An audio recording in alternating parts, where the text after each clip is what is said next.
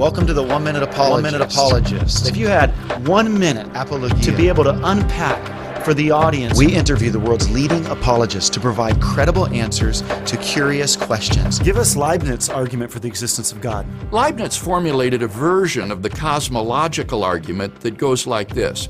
Premise 1, everything that exists has an explanation of its existence, either in the necessity of its own nature or else in an external cause.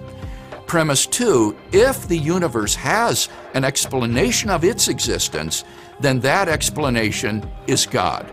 Premise 3, the universe exists. From those three premises, it follows that the universe has an explanation of its existence, and therefore that explanation is God. Now that's a bare-bones summary of the argument. It would obviously need to be fleshed out with supporting arguments, but I think this is a sound argument for the existence of God. Well said.